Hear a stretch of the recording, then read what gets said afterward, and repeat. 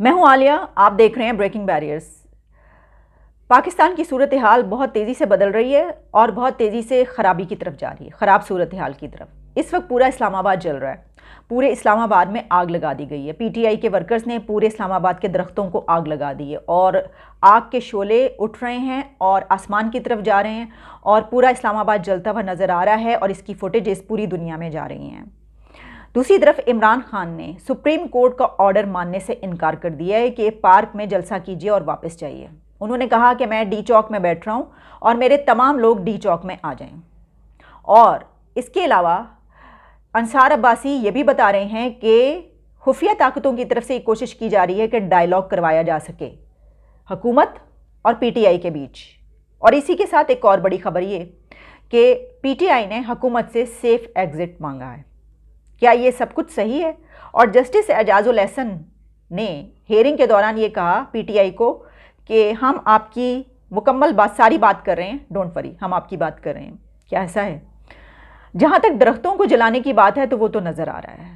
जिस तरह मैंने कहा कि फुटेजेस हर जगह पर सोशल मीडिया पर आप देख सकते हैं। यहाँ पर मैं तमाम फुटेजेस अपलोड नहीं कर पाऊँगी क्योंकि कुछ रूल्स एंड रेगुलेशंस हैं, लेकिन जिस हद तक मैं आपको दिखा पाऊँगी मैं आपको बता दूँगी। अगर कोई ये समझ रहा है कि नहीं, हो सकता है कि ये तो किसी हुकूमत ने ही लगा दी हो, दुश्मन की चाल हो, ठीक है, दुश्मन की चाल तो अब रात हो, यहाँ पे आके कोई वो नहीं लगाएगा दरख्तों को आग। खैर आप तो ये कह सकते हैं, लेकिन ये किसकी चाल है और किसने लगाई है ये भी आपको दिखाई देते हैं। ये देख लीजिए और सुन भी लीजिए। अच्छा, यहाँ पे एक्चुअली आग लगाई हुई है पीटीआई वाले हम लोगों ने to counter the tear gas. ठीक है, धुआं से इसको साइड पे हो जाता है। Ali, how you feeling? आंखों में कैसा लग रहा है? थोड़ा बहुत है। अच्छा, या सो ये यहाँ पे हम ये लोग इसलिए कर रहे हैं सो दैट वो टेयर गैस के जो इफेक्ट्स है वो कम हो जाए। But there is no way that anybody is gonna stop us. Ali पकड़ेगा जरा मुझे। So,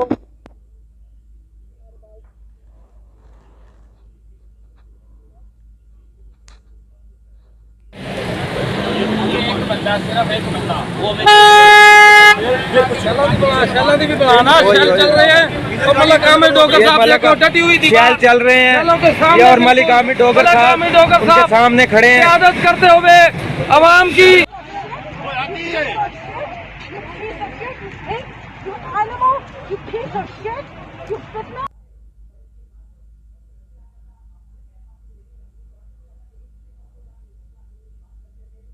मैडम, आप पाकिस्तान तहरीक इंसाफ से, एक्सक्यूज मी, आप तहरीक इंसाफ की कारकुन है? फिर आप लोग कहते हैं कि खवातीन के साथ पुलिस बदतमीजी करती है। इमरान खान ने कहा था हारता तो वो है जो हार मान ले, तो उन्होंने हार नहीं मानी क्योंकि उनका कहना है कि डिफ़ीट उसको होती है जो अपनी डिफ़ीट एक्सेप्ट कर ले। जो हार कभी मानेगा ही नहीं उसको हार कैसे होगी? वो अक्सर औकात उन्होंने ये बात कही है। तो उन्होंने आज लॉन्ग मार्च में हार मानने से इनकार कर दिया और जैसे मैंने आपको कहा कि अब वो अपनी इस नाकामी को कामयाबी की तरफ बदलने की तरफ गामज़न है और वो कैसे करेंगे ये आप देख ही रहे हैं। ये बात कि इमरान खान ने सुप्रीम कोर्ट का ऑर्डर मानने से इनकार कर दिया। आप जानते हैं, मैंने आपको प्रीवियस व्लॉग में ये बताया था कि सुप्रीम कोर्ट में आज हेयरिंग थी, पीटीआई खुद ही गई थी वहाँ पे पटिशन लेके। वहाँ पे फिर फैसला ये हुआ था कि जस्टिस एजाजुल एहसन का ये कहना था कि ऐसा करे हुकूमत के, एक तो ये कि गिरफ्तारियाँ ये सब कुछ बंद की जाएँ, वो हाई कोर्ट की तरफ से भी कह दिया गया। दूसरा ये कि इनको जगह दे दें किसी जगह पर। 2 प्लेसेस इसके लिए सिलेक्ट की गई और उसमें F9 पार्क के यहाँ पर ये जलसा कर सकते हैं। तो जस्टिस एजाजुल एहसन की तरफ से कहा गया कि ठीक है, यहाँ पर ये जलसा करें, टाइम फ्रेम दें, एफिडेविट दें, लिख कर दें, बाकायदा हलफनामा जमा करवाएं और बताएं कि ये जलसा करने के दौरान कोई तोड़फोड़ नहीं करेंगे, इंतशार नहीं फैलाएंगे और इसके अलावा ये टाइम फ्रेम में ही निकल जाएंगे, वापस चले जाएंगे। इमरान खान ने इस फैसले को मानने से इनकार कर दिया। वो कह रहे हैं कि मैं तो बैठूंगा डी चौक में। वो डी चौक में बैठ गए हैं। वो कह रहे हैं मैं डी चौक पहुंच रहा हूं और उनकी रैली चलती चली आ रही है डी चौक की तरफ। और उन्होंने अपने प्रोटेस्टर्स और तमाम लोगों को, जितने भी उनके फॉलोअर्स हैं, उनको कॉल दे दी, यानी मुल्क को कॉल दे दी, अपनी कौम को कॉल दे दी है कि आप डी चौक की तरफ आ जाए डी चौक में। अब आज लोग नहीं पहुँचे थे, उन्होंने कहा अच्छा आज नहीं पहुँच पाए तो कोई बात नहीं, अब वो वहाँ पर बैठेंगे। वहाँ पर बैठ के वो जैसे जैसे टाइम गुजरेगा लोग बढ़ते चले जाएंगे। जहाँ उनका जलसे में अगर 1 लाख होता है तो यहाँ पर वो चाहे उनको 1 महीना लगे वो 10 या 20 लाख लोग करके दिखाएंगे। क्योंकि आज मरीम नवाज़ ने प्रेस कॉन्फ्रेंस में ये कहा उनको कि पूरी नेशन ने रिजेक्ट कर दिया इमरान खान को, मुस्तरद कर दिया आज। और बड़ी अच्छी बात है कि कौम को समझ आ गई है, कौम हकीकत जान गई है और इस लॉन्ग मार्च के लिए नहीं निकली। अब हम पाकिस्तान को आगे लेकर चलेंगे, इकॉनमी बेहतर करेंगे, डिफ़ॉल्ट होने से बचाएंगे। तो इमरान खान को शायद ये बात पसंद नहीं आई और वो इसको माइंड कर गए हैं कि अच्छा, नेशन को ये कहा जा रहा है कि नेशन ने मुझे रिजेक्ट कर दिया है या उन्हें रिजेक्ट कर दिया है। तो उन्होंने कहा ओके, फिर वो अब डी चौक में दमादम मस्त कलंदर करने के लिए आ रहे हैं। अब डी चौक में बैठने के लिए आप जानते हैं red zone area, Islamabad parliament building, supreme court, ये सब कुछ, जहां पूरे इस्लामाबाद में इस वक्त आग लगा दी गई, तो उन बिल्डिंग्स का क्या होगा वहां पर। अच्छा, वैसे हम ये देखते हैं कि हमें ज़्यादा इनकी क्यों फिक्र है, जो बाकी का इस्लामाबाद जहां पर आम लोग रहते हैं उसकी क्यों नहीं बात की जाती, वहाँ पर भी तो इतनी सिक्योरिटी होनी चाहिए। बहरहाल, तो अब इसको हुकूमत कैसे टैकल करेगी? क्या हुकूमत इसको अकेले टैकल कर पाएगी, हैंडल कर पाएगी? यहीं पर एक और ख़बर भी हम इससे मिलाते हैं और वो ये है कि अंसार अब्बासी, जो कि क्रेडिबिलिटी उनकी है, उनके नज़रियात क्या हैं उससे अलग उन पर तनकीद करते रहते हैं। लेकिन इससे पहले जब न्यूट्रलिटी की खबर आई थी और स्टाफ को कह दिया गया कि न्यूट्रल है, तो उन्होंने बाकायदा वहाँ पर इस्टेब्लिशमेंट में फ़ोन करके DGISPR से बात करके सारा कुछ करके बताया था। कई खबरें वो दे चुके हैं ऐसी और देते रहे हैं, सीनियर जर्नलिस्ट है। उन्होंने ये खबर आके बताई है आज जियो न्यूज़ पे कि डायलॉग करवाने की कोशिश की जा रही है, PTI और हुकूमत के बीच डायलॉग हो रहा है और डील हो रही है। और साथ में उन्होंने ये भी बताया कि ये डील और ये डायलॉग कुछ खुफिया का ताकतें हैं, खुफिया कुव्वत का इसमें हाथ है, जिन्होंने कहा है, जिन्होंने ये प्रेशर डाला है, इनको प्रेशराइज़ किया है कि बैठें, टेबल टॉक करें और मिल के सिचुएशन से निकलें। अब देखिए, अगर तो ऐसा है तो ये ज़ाहिर है पता चलना चाहिए। वैसे तो ये जो हम कहते हैं कि न्यूट्रलिटी, न्यूट्रल, तो क्या इमरान खान साहब ने जो ये कहा था कि नहीं, वो एक दिन कहते हैं कि आपको न्यूट्रल होना पड़ेगा क्योंकि उनको ज़रूरत है, और एक दूसरे दिन कहते हैं, लॉन्ग मार्च करते कहते हैं नहीं आप न्यूट्रल नहीं रह सकते, तीसरे दिन कहते हैं, फिर कहते हैं नहीं आप तो जानवर हैं, फिर उससे के बाद कहते हैं अब आप इंसान बन जाइए। ये वो कहते रहते हैं। तो क्या उनकी बात को सुना गया है कि ठीक है, आपके जो मामला है, क्या PTI की तरफ से राब्ता किया गया इस्टेब्लिशमेंट फ़ौज से और ये कहा गया है, और जाहिर है कि अदालतें, सुप्रीम कोर्ट जो कि ऑलरेडी फ़ैसले कर रही हैं, तो उनको ये कहा गया कि हमें जो है हमारी बात मानी जाए या इनसे कहें कि हमारी बात सुने या डायलॉग करवाया जाए। क्योंकि इसी के बीच एक और ख़बर जो आई है वो ये है कि हुकूमती कुछ लोगों का ये कहना है कि PTI ने गवर्नमेंट से रब्ता किया था और सेफ़ एग्ज़िट मांगा था।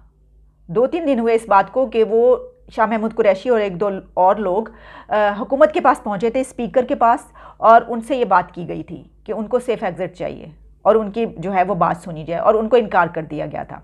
लेकिन इसको PTI ने डिनाई कर दिया और उन्होंने कहा कि नहीं, वो तो इसलिए गए, जो खबरें आ रही हैं अभी एग्जैक्टली डिनाइल की कोई ऐसी सिचुएशन नहीं आई, लेकिन जो पता चल रहा है वो ये है कि शायद वो तो ये कहने के लिए गए थे कि इंतखाबात करवाएं, अर्ली इलेक्शन करवाएं, फौरी तौर पर हमारा मुतालबा माना जाए। तो ये मुतालबा मानने के लिए वो हुकूमत के पास जाएंगे? आपको लगता है वो तो सुप्रीम कोर्ट जाएंगे अपनी पिटीशन लेके, जैसे वो आज गए, या फिर वो कहेंगे जो जिनका उनके सर पे हाथ होता है शेख रशीद के बकौल, शेख रशीद राब्ता करेंगे, फ़ोन करेंगे, जनाब कुछ कीजिए। तो गवर्नमेंट के पास फिर क्या सेफ़ एग्ज़िट के लिए वो गए थे? ज़ाहिर है वो ये बात नहीं मानेंगे। अब हमें नहीं पता कि ऐसा है या नहीं है अभी तक, लेकिन ये बातें हो रही हैं।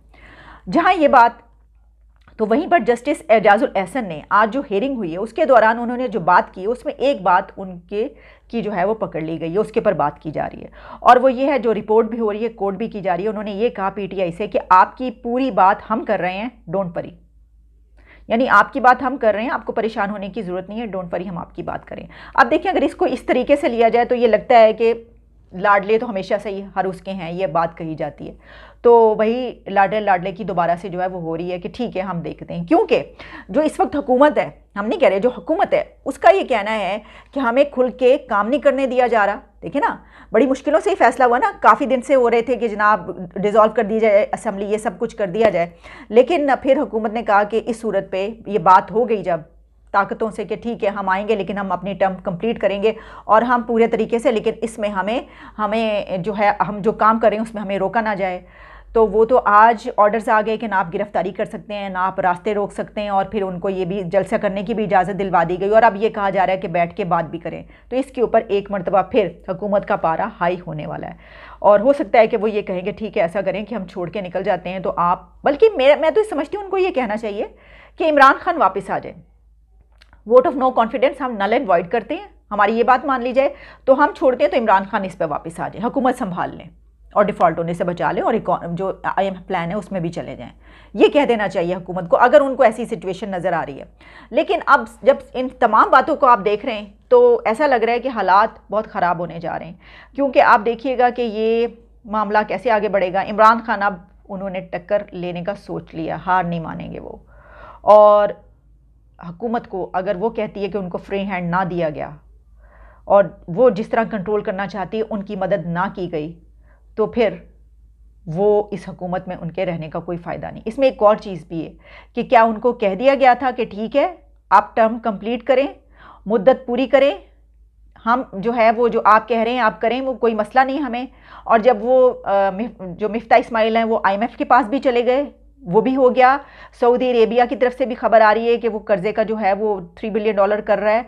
और इसके अलावा जो इकॉनमी है उसको बेहतर करने, डिफ़ॉल्ट से बचाने की तमाम कोशिशें शुरू हो गई। तो कहीं ऐसा तो नहीं है कि अब उनको लाल बत्ती दिखा के कहा जाए बस जो हम करना चाहते थे वो कर लिया, अब आप निकलें यहाँ से, रफू चेक करो। ऐसा होगा तो बहुत सिचुएशन तब भी खराब। सारे जिधर भी पाकिस्तानी ये देख रहे हैं, खुशखबरी ये है कि सुप्रीम कोर्ट ने फैसला कर दिया है कि अब कोई किसी किस्म की रुकावट नहीं होगी, कोई पकड़ धकड़ नहीं होगी। इसलिए मैं सारे पाकिस्तानियों को आज कह रहा हूं कि आज शाम अपने शहरों में भी निकलें और इस्लामाबाद और पिंडी में पूरी तरह कोशिश करें डी चौक पहुंचने की आज शाम को, क्योंकि मैं इंशाल्लाह घंटे डेढ़ तक वहां पहुंचूंगा। इंशाल्लाह हमारी कोशिश है वहां पहुंचने की। ये जरूरी है आपका पहुंचना सबका, और क्योंकि अब रुकावटें भी नहीं है, फैमिलीज भी आ सकती हैं, ख्वातीन भी आ सकती हैं। और खास तौर पे मैं सारे पाकिस्तान में कह रहा हूं हर शहर में निकलें, जिस जिस शहर में आज शाम को आपको निकलना है हकीकी आज़ादी के लिए।